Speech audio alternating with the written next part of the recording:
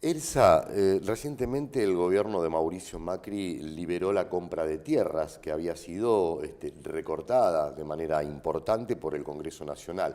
¿Qué significa esto, sobre todo mirando hacia el extranjero y mirando el mapa geopolítico que hay hoy? Bueno, significa lisa y llanamente que todo el territorio argentino queda liberado a la voluntad y decisión, no solamente de personas extranjeras, digamos, en la forma individual, sino también, sobre todo, a nivel de las corporaciones transnacionales. Donde esto se va a hacer más evidente es en lo que nosotros llamamos el núcleo de la Pampa Húmeda, las provincias de Buenos Aires, Córdoba y Santa Fe, que son el corazón cerealero del país. Y como vos bien decías, ha eliminado todas las limitaciones que existían, donde había un tope máximo de 1000 hectáreas por una persona o por una sociedad comercial o anónima, como querramos nosotros llamarla, del mismo dueño en una misma provincia, donde ponía un tope del 15% en lo que son las tierras dedicadas a los parques industriales o a las áreas industriales, como se llamaba, donde de alguna manera se había prohibido en las zonas de frontera la adquisición de tierras por parte de extranjeros y en zonas donde hubiera agua dulce. Bueno, estas limitaciones fueron derogadas por el decreto. Macri dice que va a enviar un nuevo proyecto de ley de tierras al Congreso de la Nación para dejar sin efecto, es decir, derogar totalmente la ley vigente, que en su momento nosotros acompañamos a la ley, pero marcamos que tenía un grave defecto y es que no era retroactiva, teniendo en cuenta que mucho territorio argentino estaba en manos de corporaciones transnacionales, ya fueran las sojeras o fueran las hidrocarburíferas o fueran especialmente las corporaciones mineras. Ahora, ¿qué significa todo esto, Elsa Brusone, en el marco de la guerra del agua? Argentina está atravesada por esa guerra en términos estratégicos, ¿no? Y bueno, justamente todas las tierras que se liberan, porque también libera tierras donde haya agua, y lo que hace es como una vuelta de tuerca, porque de acuerdo con la ley vigente, si algún particular o alguna corporación pretendía tener tierras donde se sospechaba que pudiera haber agua, tanto superficial como subterránea, que pudiera ser de utilidad pública, como se dice para el país, entonces había que pedir permiso, había que ir al registro de catastros, había que ponerse en contacto con el gobierno provincial, con las secretarías de recursos hídricos, con la superintendencia de fronteras. Entonces había toda una serie de requisitos para cumplir, y ahora no, ahora es simplemente con el dictamen de un perito, la corporación o el particular se presenta,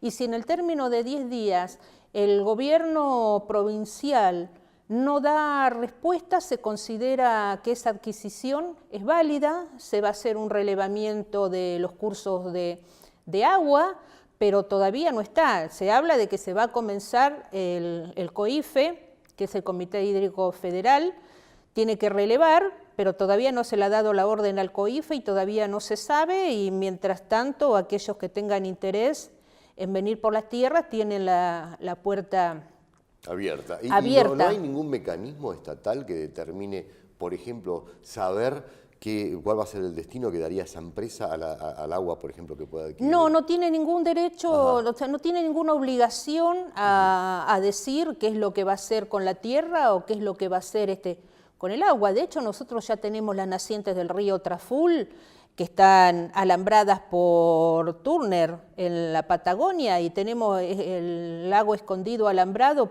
está totalmente alambrado por Joe Lewis en la provincia de Río Negro, y a pesar de las disposiciones, la orden dada por la Suprema Corte de Justicia de Río Negro, no ha sido desalambrado el lago Escondido, y está vedado el acceso a la población del lugar. Es Ahora, decir, Elsa, en términos de política estratégica, en términos del cuadro geopolítico, ¿no es cierto? El territorio, lo más delicado del territorio, le hace el agua, el gas, el petróleo, los cultivos, ¿en manos de cuántas empresas extranjeras se puede decir que están en este momento? y en total con exactitud no lo sabemos, porque en el caso de las corporaciones transnacionales mineras entran y se retiran. Es decir, hay corporaciones que están explorando, hay otras corporaciones que tienen los yacimientos, que están en explotación a cielo abierto, sobre todo en la zona de la cordillera y algunos en la meseta patagónica por parte de las corporaciones, pero si nosotros vemos las 400 grandes empresas que se encuentran en el país, por lo menos la 3/4 parte de ellas son corporaciones extranjeras. Y también normalmente las corporaciones que son de Argentina están ligadas a esas grandes corporaciones extranjeras. En la suma de hectáreas, por ejemplo, contando todo lo que está concesionado a las mineras, a las empresas que están dedicadas a los monocultivos, ¿no? De la soja y compañía, todos estos cultivos transgénicos, a lo que tienen en su poder las que tienen hidrocarburos, es decir, contando absolutamente todo, a mí me da sobre una superficie territorial de 2.700.000 kilómetros cuadrados, que es la superficie territorial del país, no estamos contando la Antártida, estamos contando nada más que territorio continental, me da 540.000 kilómetros cuadrados, que es el 20% del territorio nacional. Se está diciendo que en la zona núcleo hay 1.100.000 hectáreas en manos de empresas extranjeras. Muchas de estas empresas están asentados en países de lavado de capital, son empresas offshore, están en Panamá, en las Islas Vírgenes, algunas están en Suiza, están en las Islas Caimán, es decir, en una serie de paraísos fiscales que cuando uno le hace el seguimiento puede detectar algunos, pero a la mayoría deja de detectarlas porque son tanto los capitales de tanto origen que las conforman que se hace muy difícil poder rastrear a las caras visibles de las mismas, pero... Te quiero repreguntar, sí. Elsa, vos conocés mucho a los expertos en el continente sobre esta temática, ¿no? ¿Qué escenario nos abre con todo esto que nos estás narrando, con el repliegue que hay en el UNASUR, en el continente, con los procesos de ataque de los procesos neoliberales? ¿Qué escenario nos deja hacia adelante? Y te deja un escenario hacia adelante, va a tener que ser de movilización y de lucha de nuestros pueblos, es decir, movilizarnos y estar permanentemente en las calles porque estamos en una nueva ofensiva colonial e imperial por parte de Estados Unidos y sus aliados, léase Comunidad Económica Europea, léase las corporaciones transnacionales, los organismos financieros y económicos internacionales. Decímelo cortito, porque ya estamos cerrando, porque yo te preguntaba, UNASUR, el guaraní, el río subterráneo, el acuífero guaraní, perdón, está en manos de Brasil, básicamente, en cuanto a la potestad, ¿no? No, está en manos de los 4 países porque como lo compartimos Argentina, Brasil, Paraguay y Uruguay, cada uno de nosotros tenemos soberanía sobre nuestra propia ¿Pero no era porción? que Naciones Unidas tenía una especie de potestad al haber declarado territorio específicamente para No, no es humanos? patrimonio de la humanidad. No. Nosotros lo impedimos y lo ratificamos. Lo ratificamos en la Carta Social del Acuífero Guaraní, después en la reunión del Mercosur y lo terminamos de ratificar en agosto del 2010, en la última reunión con respecto al acuífero que se hizo el Mercosur. Y con este panorama ahora, ¿qué riesgo empieza a tener el acuífero con estas llegadas de extranjeros? Con estas llegadas todo va a depender, más allá de lo que puedan hacer los gobiernos locales, nosotros de saber que hay instrumentos jurídicos dentro del mismo Mercosur con respecto a la protección del acuífero,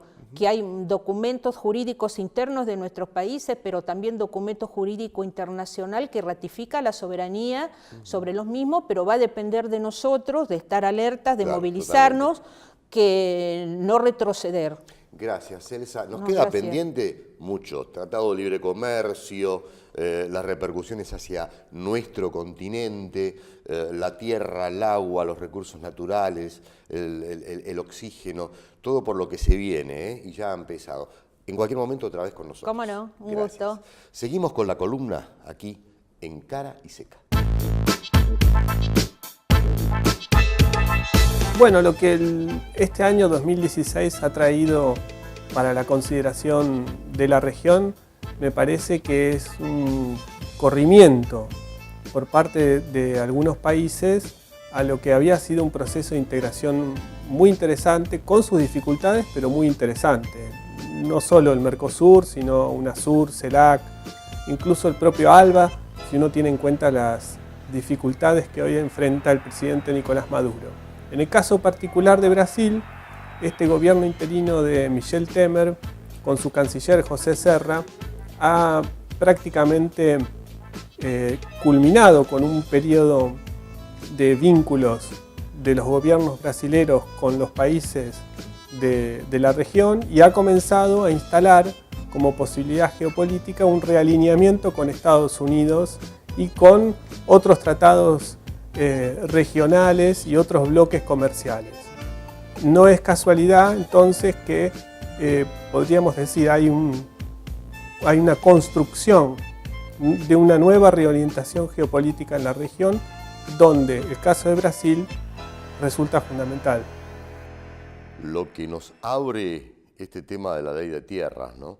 Bueno, Elsa Brusone nos dejó una cantidad de elementos para reflexionar, sobre todo pensando esta falta de controles que se abren para que desde el extranjero puedan venir personajes de mucho poder, empresas de tanto poder, y sin saber cuál va a ser el destino que le van a dar a esa propiedad que pueden llegar a adquirir. La cuestión sigue en debate y, como siempre, queda abierto el tema, ¿no? Si va a haber desde la oposición un replanteo a cómo encarar, no solo para que esto sea controlado, sino justamente para que se pueda poner un sistema de regulación como hay, y lo decía Elsa Brusone, en el resto del mundo.